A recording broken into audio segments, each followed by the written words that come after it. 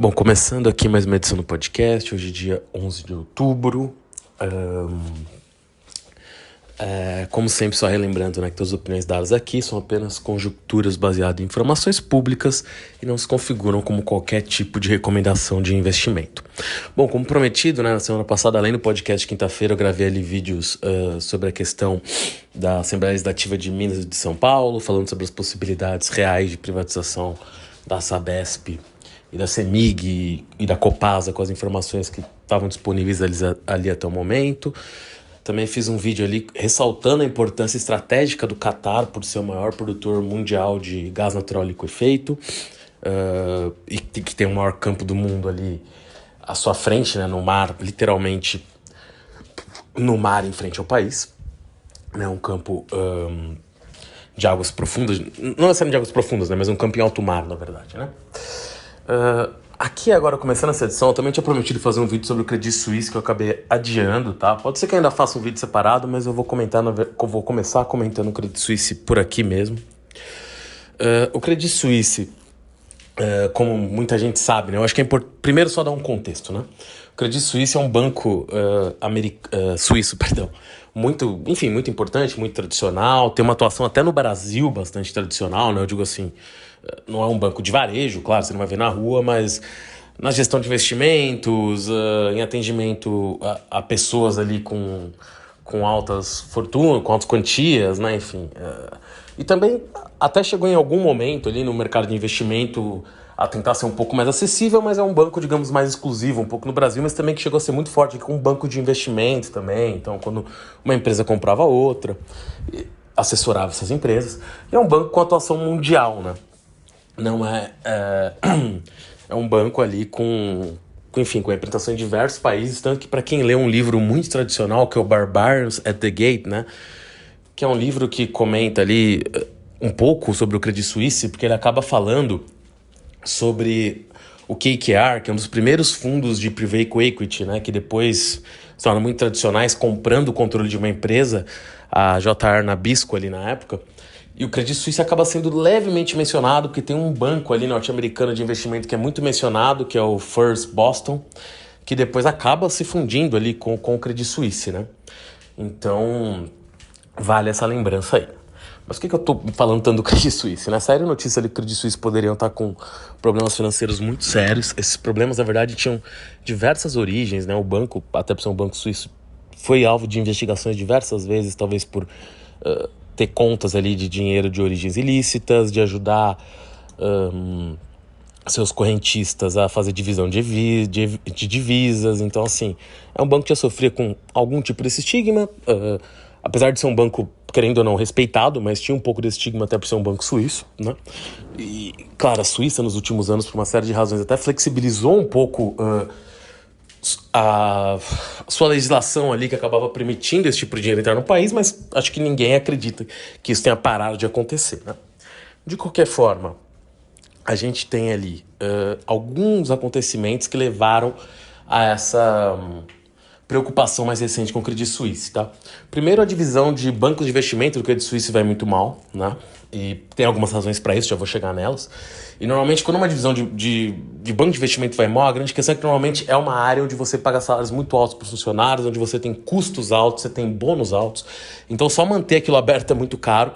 Só que, ao mesmo tempo, também, se você fecha uma divisão dessa, ou seja, vamos supor que ela é deficitária, Ou seja, tem essa divisão ali que ela tem de gastos... Só como exemplo mesmo aqui, sei lá, 1 bilhão de euros de gasto, ela fatura 700 milhões de euros. Então eu vou ter 300 milhões de euros por ano, por trimestre, sei lá, de prejuízo, o que é horrível. E não é sustentável, Você não tinha como aumentar essa divisão. Qual foi o problema que muita gente expôs caso o Credit Suisse falasse, não, isso está me drenando muito capital, eu preciso fechar essa divisão. Demitir as pessoas e fechar a divisão custa algumas vezes o prejuízo anual. Então vamos supor, se o prejuízo anual é de 300 milhões de euros, fechar a divisão e acabar com isso tudo, e encerrar ali essas atividades, custaria, sei lá, 5, 6, 7, 10 vezes isso. E o próprio Deutsche Bank ali passou um pouco por isso, Aliás, eu particularmente, claro que não tenho acesso às finanças exatas dos bancos, mas sempre se o Deutsche Bank um candidato ali até mais possível de ter problemas do que o Credi, né? Inclusive outros bancos ali alemães, o Commerzbank, estavam muito expostos ali ao leste europeu na última crise de alguma forma. Mas acho que até por ter o governo da Alemanha por trás, o Deutsche sofreu muito sim, mas sobreviveu, né? E ainda talvez seja visto como... Aqui não estou falando que seja uma unanimidade, tá? Mas as matérias que falando sobre o Credi, até na The Economist mencionava isso, que outro branco que todo mundo nunca tira atenção é o próprio Deutsche, né? Mas agora a bola da vez é o Credi. Então o que aconteceu com o Credi? Ele se envolveu em algumas questões muito complexas. Primeiro que o seu braço ali de private equity, né? Que compra participação em empresas e também aí junto com a divisão de banco de investimento, que direciona receitas, né? Recursos, né, de algum dos seus clientes para alguns determinados fundos ou empresas na quais eles compram participação. Teve erros homéricos, né, que eles tinham recursos no Arquipélagos, que era um fundo ali de... Agora eu vou pedir até perdão se eu falar o número exato errado, tá? Mas salvo engano, o Arquipélagos valia mais de... era um fundo de mais de 2 ou 3 bilhões de dólares. Eu tô com o número de 4,5 na verdade, mas eu não sei se isso já era o fundo alavancado. Mas de qualquer forma, era um fundo de um trader, salvo engano, coreano, bastante conhecido, que fez apostas gigantescas em Viacom e CBS e outras empresas. Deu muito errado, porque ele estava exposto a derivativos, e ele quebrou de forma espetacular, assim, digamos que devendo muito mais do que o fundo tinha, e esses clientes do Credi perderam basicamente tudo ali naquilo, e processam o Credi hoje para ter os recursos de volta, falando que o fundo desrespeitou o mandato, e aqui o fundo desrespeitou o mandato está sendo uma forma que eu estou colocando que eles podem estar alegando, tá? Eu não sei as alegações exatas, mas provavelmente que o fundo desrespeitou o mandato que tinha, que o compliance e a segurança não foram feitos quando se colocou naquele fundo, então isso já foi... O banco já vinha, digamos, mal operacionalmente por causa da divisão de investimentos, embora principalmente a divisão de grandes fortunas e outras divisões do banco fossem lucrativas, mas isso gerou um grande problema ali de imagem, né, e de processos para o banco. Após isso, teve ainda ali... Na verdade, até um pouco antes disso, mas acabou sendo coincidente de alguma forma. Teve o caso Greensill, né? Desculpa que se eu falei o nome da empresa errado, mas era uma empresa ali que o Credi, através desse braço de private equity, tinha uma participação ou colocou dinheiro de clientes, no qual essa Greensill fazia muitos empréstimos, né? Substituindo os bancos para empresas que vendiam matérias-primas. Então vamos supor assim, eu estou numa cadeia de produção, né? Eu sou uma empresa e eu dou serviços ali, presto serviços ou vendo, na verdade vendo alguns tipos de produtos que iniciam aquela cadeia de produção muitas vezes e para mim era muito caro conseguir financiamento. Essa empresa fornecia isso com juros mais baixos, seria basicamente, entre aspas, né, de alguma forma comprar ali uma receita futura daquelas empresas, né, através de um empréstimo antecipado. Isso deu super errado e vale até mencionar que essa empresa envolveu casos de lobby absurdos, porque o David Cameron era uma empresa com uma atuação muito forte no Reino Unido, salvo engano, era até uma empresa inglesa, e salvo engano tinha até alguns contratos com instituições do governo para esse tipo de empréstimo, e o David Cameron ali intermediou isso, sendo que ele era ex-primeiro-ministro, então tinha um claro conflito de interesse. Um secretário dele também, na época que ele compôs o gabinete, também se envolveu nisso, então... Até acabou, digamos, com a possível... Acho que já não tinha, na verdade, nenhuma ambição de voltar para a política, mas acabou com qualquer chance de David Cameron voltar para a política e deu mais bilhões de dólares de prejuízos para o Credi. Então você teve esses dois acontecimentos que nem foram tão recentes, mas drenando a empresa, tendo processos, e aí começaram a surgir os boatos, e aí você vê também o poder que as redes sociais têm hoje em dia, né? O Twitter, por exemplo. Começaram a surgir os boatos que o banco estava mal e de fato, muitas vezes...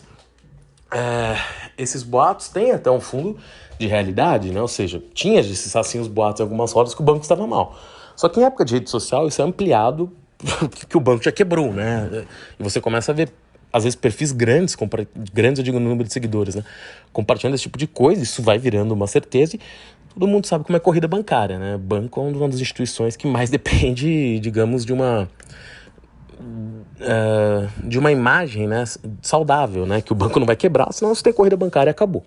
E no caso do Credi, você teve uma carta do CEO que falava ali para os funcionários que o banco tinha condições de sobreviver, estava saneado, mas que ele colocava um ponto: vão ser meses muito difíceis, temos que tomar cuidado, e tinha frases ali de impacto. Essas frases foram recortadas e jogadas no Twitter, o que não quer dizer também que o banco estivesse bem, mas o CEO fazia atenuantes, mas cortaram principalmente as frases mais de efeito e jogaram no Twitter, e aquilo gerou uma coisa, nossa, como se o CEO estivesse falando para as pessoas internamente que, e não que não estivesse, tá? Mas vendo o teor completo, não era isso, que o banco poderia quebrar. Então, claro que isso aumenta ainda mais a ansiedade, né? E um banco quebrando, todo mundo se lembra, por exemplo, de 2008, das crises que a gente passou, bancárias. Então isso, claro, deixa muito medo. Teve ali algumas alternativas de solução para isso, por exemplo, o órgão suíço falando que poderia fundir o Credit Suisse com o UBS, o outro grande banco suíço internacional, caso tivesse algum problema. Você também teve o próprio país, né? Digamos que era basicamente a Suíça, né? Embora não tenha sido dito dessa forma. Garantindo ali que o banco ia ficar bem, de alguma forma as ações do banco caíram, mas voltaram. Só que por que eu estou mencionando isso aqui agora? Porque diante de todo esse terremoto que o banco estava passando, gente falando que o banco poderia fazer inclusive um aumento de capital para sobreviver, o que surgiu foi hoje, essa notícia da Bloomberg de poucos minutos atrás, tá? Que os Estados Unidos estariam investigando o banco de novo, porque o banco estaria ali ajudando seus clientes a fazer revisão de divisas. E o banco foi multado alguns anos atrás nos Estados Unidos em 2,6 bilhões de dólares por esse tipo de investigação. Então, digamos, o banco já está totalmente fragilizado. Vir com uma investigação dessa agora é muito complexo. Eu continuo, acho que eu até comentei isso por cima na última edição, com a impressão que o banco não vai quebrar, mas as pressões estão se avolumando e essa investigação, digamos, é uma nova pressão muito relevante. E temos que ver como o banco vai lidar com isso, e não tem uma resposta certa, aliás, para se lidar com isso, né? Então, vamos ver como isso vai acabar sendo conduzido, né? Mas é uma situação muito complexa, e no mercado europeu, tá? E aí vale alguns comentários sobre a Europa, que já está sob muita pressão, como eu comentei aqui semana passada, por causa dos planos da nova primeira-ministra britânica, que muita gente viu ali como iriam causar até problemas de insolvência na Inglaterra, né? A libra esterlina sofreu muito. E a gente tem todo esse medo europeu por causa, eu já vou chegar lá também, da temperatura ainda mais quente na guerra com a Rússia, embora tenha tido hoje mesmo notícias de potencial negociação. A temperatura ali está muito alta, né? E com muitos riscos envolvidos. E mesmo que esses riscos, nem estou falando só de uma guerra nuclear, mas digamos que a coisa continua ali no estado de uma guerra mais normal, mas os problemas com o gás existem, né? Então até o Kian Bremer, o consultor da Eurásia, falou de forma muito interessante recentemente, dizendo, olha, na verdade o preço do gás vai subir ainda mais, mas provavelmente, digamos, não vai faltar de forma alarmante. Eles vão sobreviver a custos estratosféricos, mas vão. Eles, os países europeus. Mas para ano que vem vai ser complicado, porque eles conseguiram esse ano, apesar de tudo, foi muito gás russo ainda para a Europa, mesmo em quantidades menores. Eles já estão regulando o uso há algum tempo e conseguiram ali, importando um pouco do Catar, um pouco da Austrália, um pouco de outras fontes que vendem GNL, né, gás natural liquefeito, o próprio Estados Unidos, preencher seus estoques. Mas para o próximo inverno, isso não é tão simples, né? Então, por mais que você tenha o Catar ali, como eu comentei, com esse aumento de importância geopolítica do GNL que ele produz, ele tem boa parte do GNL que ele já produz atualmente, já está vendido para outros, né? A própria China é um grande consumidor, então assim, por mais que os Estados Unidos aumente a produção, faça até concessões, o que parece até improvável, tá? Mas de fracking, sei lá o que, ainda assim não parece o suficiente, o que não quer dizer também que vai faltar no outro ano, mas a pressão talvez seja maior para o próximo inverno europeu, ou seja, o inverno de 2024, do que por 2023, por incrível que pareça, né? Então, as pressões para a Europa a médio prazo são muito complexas e fica até difícil prever como a Europa vai passar por isso, né? Continuando nessa mesma linha, aí já falando um pouquinho da guerra, já que eu comecei aqui a falar um pouquinho sobre ela, o conflito ali, né, obviamente já estava mais quente. Esse final de semana a gente teve um ataque ali a uma ponte, né, que ligava a Crimeia a Kherson ali, na verdade não sei exatamente a Kherson, tá, mas digamos a território ucraniano. As imagens são fortes, depois até se disse que a ponte já foi consertada, mas assim, vendo as imagens do ataque, eu não consegui ver imagens da ponte refeita, pode ser que existam, mas vendo as imagens do ataque é até difícil imaginar que conseguiram ali, né, de alguma forma, dar um jeito na ponte tão rápido, mas o fato é que foi um ataque ali ucraniano, enfim, até dizem muitos terroristas, né, porque um caminhão teria explodido na ponte.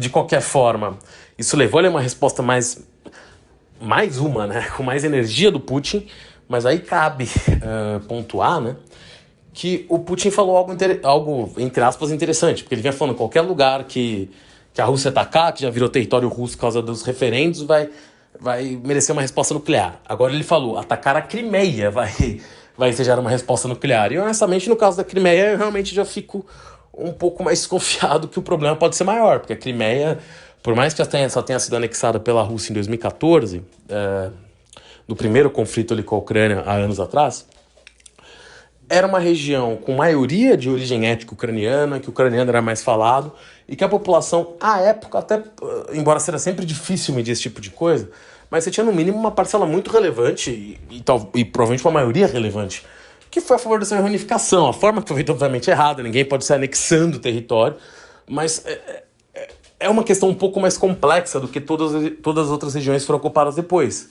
Lembra até um pouquinho a questão de Donetsk e Lugansk, que são regiões ali mais ligadas à Rússia de alguma forma do que Zaporizhia e a região de Kherson, que tiveram os referendos agora, né?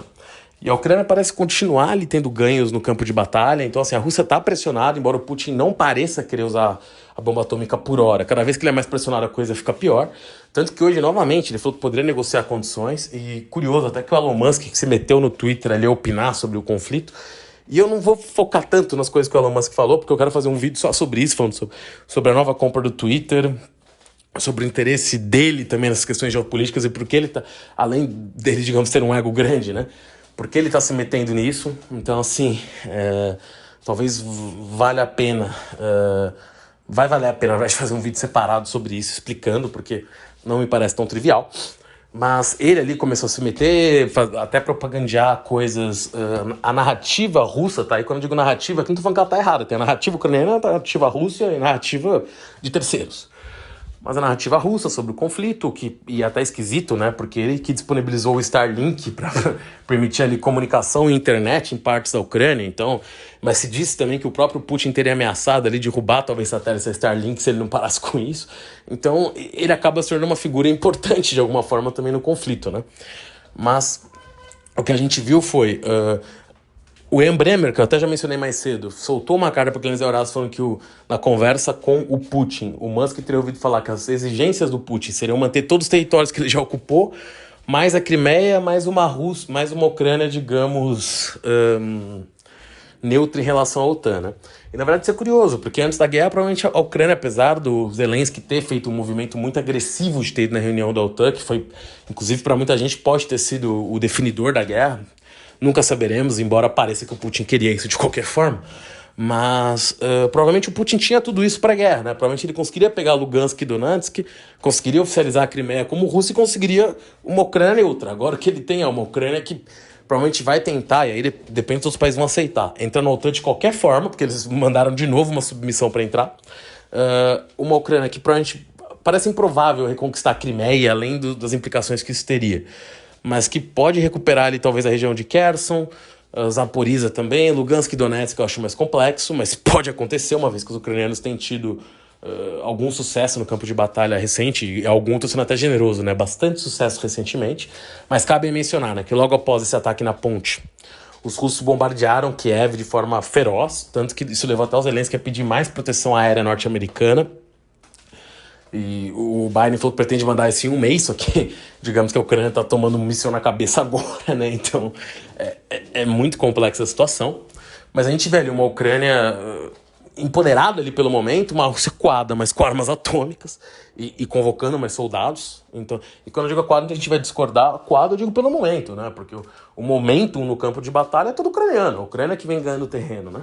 Mas uma Rússia, enfim, um país muito maior, com mais recursos, embora esteja sofrendo um pouco com as sanções, e que nesse tocante, né, a Rússia, até por toda a situação que estava ocorrendo, conseguiu uma aliança improvável com os sauditas na OPEC+, eu comentei aqui na última edição, cortou 2 milhões de barris, e muita gente até estava sendo isso no Wall Street Journal hoje, né, que os sauditas pressionaram outros países, claro que eles tiveram a concordância da Rússia para isso, mas outros países ali, aliados, outros países da Península Arábica, enfim, a também concordar com esses cortes, porque eles queriam não só um preço do petróleo maior, mas também mandar uma mensagem por causa da questão do jornalista turco ali que foi morto, e o Biden de alguma forma repreendeu os sauditas. Então, assim, teve algumas questões, outras questões de fundo também, e falaram que para essa reunião da OPEC, né, os americanos tinham inclusive conversado com os sauditas, pedindo para não ter um corte tão grande, para se aguardar mais um mês quando ter outra reunião, e que os Estados Unidos, que estavam diminuindo suas reservas estratégicas, comprariam uma quantidade suficiente de petróleo para não deixar o petróleo cair de $75 no mínimo. Tá? Eles não deixariam isso acontecer, porque eles entrariam no mercado e comprariam petróleo para sua reserva estratégica, que tá ficando vazia, né? Os Estados Unidos está jogando ficando vazia, claro que é uma forma de se falar, mas eles estão gastando essa reserva estratégica de forma veloz. Então ele falou, a gente tem capacidade de compra, a gente vai precisar comprar, a gente não vai chegar abaixo disso. Os saudistas ignoraram isso, fizeram ali uma aliança que foi vista pelos Estados Unidos como uma aliança com a Rússia, e isso acabou gerando aí, né, esse aumento do corte, né, de 2 milhões de barris, que foi um corte bastante alto. E isso foi, sim, claro, uma vitória russa, né? Uma vitória saudita também, né? No sentido de ter um barril de petróleo mais caro. Mas acabou conduzindo a situação, e isso até é o que o Biden já disse hoje, o que o Kirby falou hoje, o que o Bob Menezes, que é um senador democrata, também teria dito, de se reavaliar a aliança entre Estados Unidos e sauditas, né? E aí cabe mencionar que eu até falei no Twitter, eu falei aqui no meu podcast há algum tempo atrás, que os sauditas compraram ali mísseis Patriota, mais mísseis Patriota dos Estados Unidos. É um míssil que os Estados Unidos não vendem para qualquer um, vendem só para seus aliados mais próximos. E era uma encomenda bastante alta e em valores, e muita gente falando ali, inclusive essas pessoas todas, né, que falaram nos Estados Unidos, falando inclusive que poderiam rever essas vendas de equipamentos militares, né? Então, assim, a resposta americana foi muito forte, e isso joga a Arábia Saudita numa situação um pouco complexa, porque o Irã, eu até fiz um fio no Twitter hoje falando sobre isso, porque o Irã, né, que digamos é seu maior inimigo na região, né, o adversário da Arábia Saudita mesmo no caso, tá sofrendo ali com os protestos internos, tá deixando o regime na parede, mas é um regime agressivo, né, que tem respondido com, enfim, aos protestos com tiros, com mortes, enfim.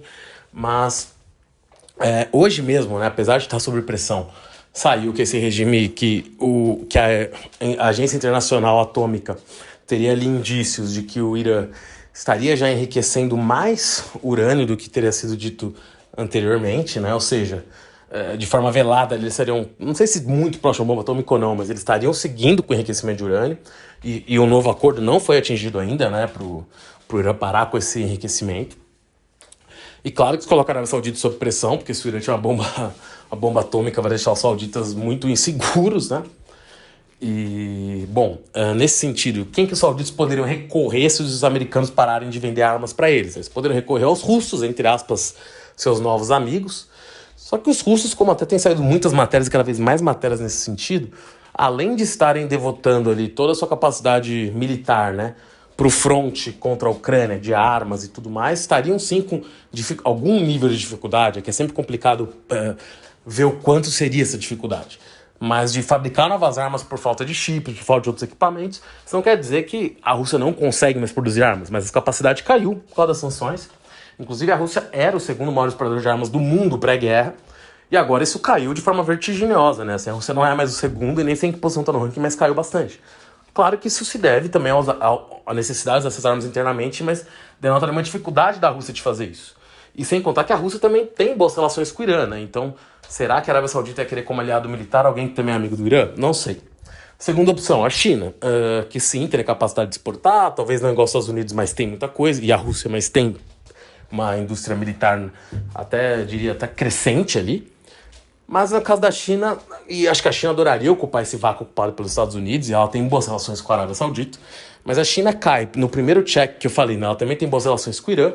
Não acho que isso por si só seria impedimento, mas claro que é um primeiro ponto de atenção para os sauditas. E o segundo ponto de atenção também, embora eu acho que a China toparia vender esses produtos sem problema, os que ela possui ao menos, né? É que a China também soltou ali declarações não muito feliz com esse tamanho do corte de barris, né, feito pela OPEC+, que a China também importa petróleo. Então, por mais que ela tenha acesso ali, eventualmente, ao petróleo russo atualmente, que está mais barato por causa da guerra, ela também não gosta que caia tanto a circulação de petróleo no mundo, né? Ela também é um consumidor. Então, claro que ela tem todos os incentivos para ocupar esse mercado, mas como eu disse, também não sei se ela teria ali todos os equipamentos para vender amanhã, como os Estados Unidos já estava fazendo. Então talvez esse vácuo temporal pode ser um problema para a Arábia Saudita. E aí sobram duas outras opções, tá? E aí seriam aliados para vender equipamentos militares, talvez um pouco países menores, né? Embora um deles, que é Israel, já vou chegar lá. E vai parecer até muito estranho falar esse nome. Mas que são potências, digamos, até pelo tamanho de suas populações, seus países menores. Mas tem a Turquia, que basta ver na guerra Azerbaijão e Armênia, que até já comentei aqui, quantos drones turcos fizeram diferença. Então, alguns tipos de equipamentos os turcos poderiam vender até fartamente, digamos, para a Arábia Saudita, como drones, alguns tipos de, talvez, tanques, enfim, mas drones principalmente. Eu falei tanques, mas é basicamente drones. E teriam alguns outros equipamentos para vender, o exército turco é muito bem treinado. Só que vale lembrar, né, que aí nesse caso a Turquia é um adversário do Irã, ou seja, o nosso inimigo em comum faz a gente ser amigo, mas os turcos também já tiveram, apesar de estarem em diversas guerras que ocorreram nos últimos anos, como na Líbia, como no próprio Iêmen, eles de alguma forma estão ali, não são adversários diretos dos países, dos Emirados Árabes Unidos, que também estão envolvidos nessas guerras, como enviando equipamentos e tudo mais. Eles não necessariamente têm uma boa relação com os Emirados Árabes e nem com a Arábia Saudita, se não é uma relação tão ruim quanto o Irã tem, mas não é uma relação também muito boa. Então, levaria ali a um tipo de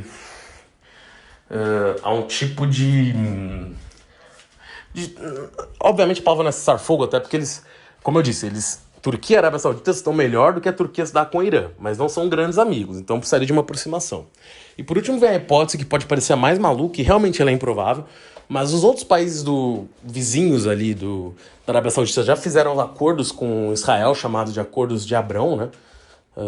Que levaram ali ao reconhecimento dos países e até algum nível de aproximação entre Israel e Emirados Árabes, Israel e os outros países em volta ali. E isso não deixa de ser um pouco curioso, porque se diz que até pelo Irã ser um inimigo em comum, que já tem algum nível de cooperação militar entre a Arábia Saudita e Israel.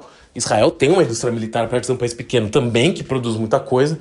Então ela poderia sim vender algumas coisas para a Arábia Saudita, embora Israel também seja muito dependente dos Estados Unidos para os seus equipamentos. Se os Estados Unidos intervisse, eles teriam problemas ali em realizar suas vendas.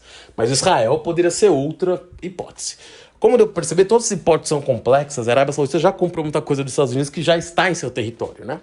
Então, de alguma forma, até para substituir esses equipamentos, ela ia precisar ter um diálogo bom com os Estados Unidos.